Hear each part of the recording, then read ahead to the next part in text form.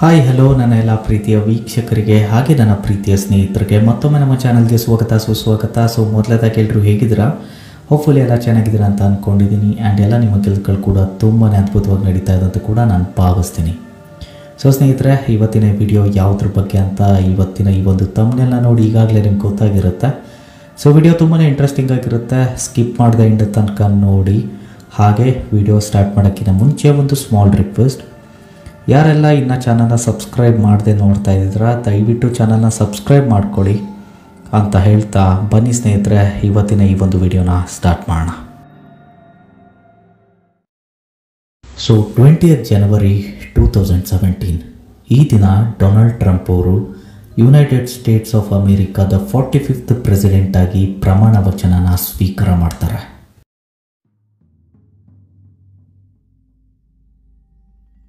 Well, thank you very much.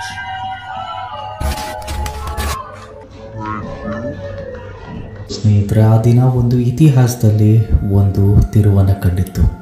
So what if I tell you, Simpson ಅನ್ನೋ ಈ ಒಂದು cartoon Donald Trump ಅವರು ಅವತ್ತಿನ ದಿನಾನೇ ಪ್ರೆಸಿಡೆಂಟ್ ಆಗ್ತಾರೆ ಅಂತ ಮುಂಚೆನೇ ಪ್ರಿಡಿಕ್ಟ್ ಮಾಡಿದರು. ಎಸ್ ಸ್ನೇಹಿತರೆ, ಮುಂಚೆ ಇನ್ ಸೆನ್ಸ್ 1 ವರ್ಷ 2 ವರ್ಷ 3 ವರ್ಷ ಹಿಂದೆ ಅಲ್ಲ, ಬರೋಬ್ಬರಿ 17 ವರ್ಷದ ಹಿಂದ್ಗಡೆನೆ ಸಿಂಪ್ಸನ್ ಅನ್ನೋ ಈ ಒಂದು ಕಾರ್ಟೂನಲ್ಲಿ ಡೊನಾಲ್ಡ್ ಟ್ರಂಪ್ ಅವರು 2017ನೇ ತಾರೀಕು US ಪ್ರೆಸಿಡೆಂಟ್ ಆಗ್ತಾರೆ ಅಂತ ಪ್ರಿಡಿಕ್ಟ್ ಮಾಡಿತ್ತು.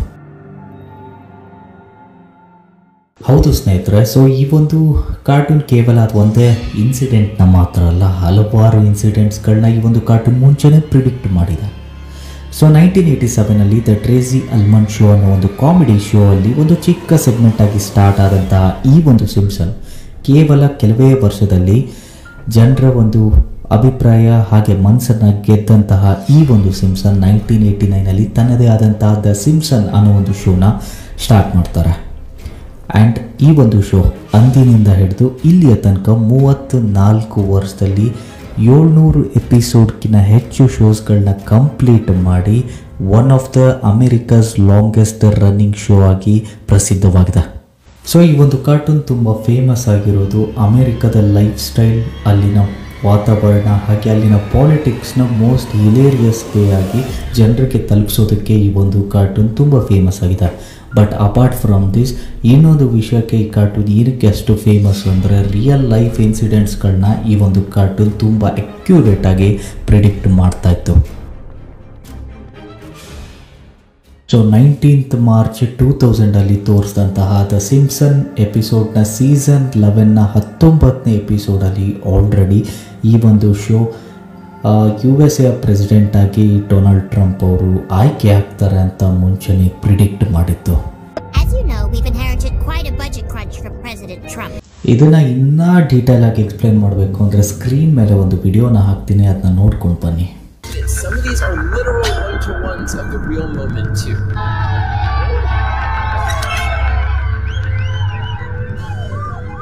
I'm right behind you. Crazy ಅಲ್ಲ, how come someone predict so accurately.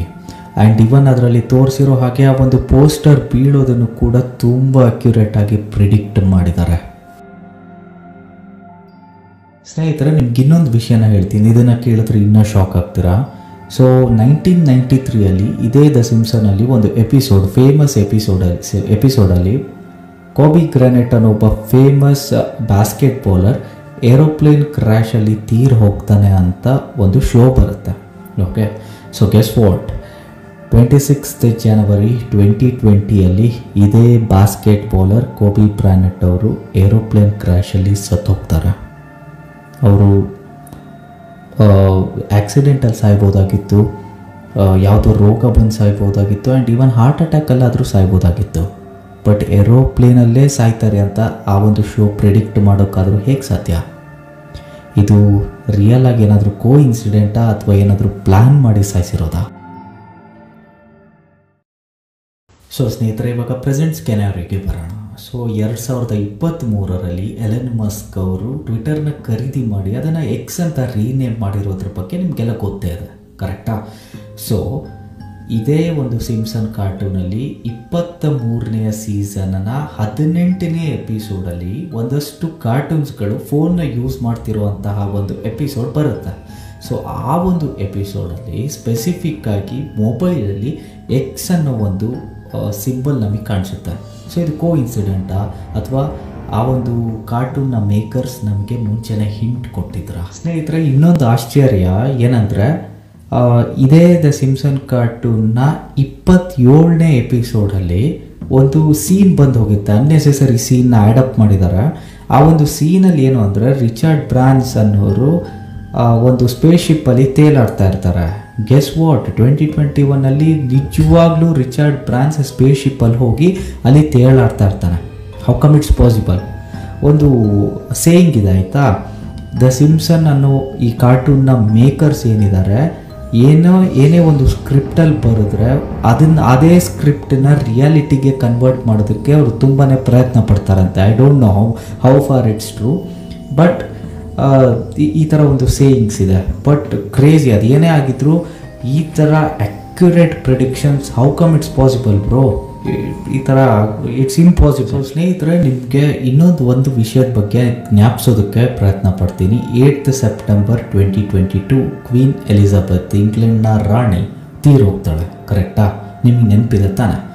So ಅದ್ರ ಬಗ್ಗೆ ಹೆಚ್ಚು ವಿಚಾರ ಮಾಡೋದಕ್ಕಿಂತ ಮುಂಚೆ ಸ್ಕ್ರೀನ್ ಮೇಲ್ಗಡೆ ಒಂದು ವಿಡಿಯೋನ ಹಾಕ್ತೀನಿ, ಅದನ್ನು ನೋಡ್ಕೊಂಡು ಬನ್ನಿ.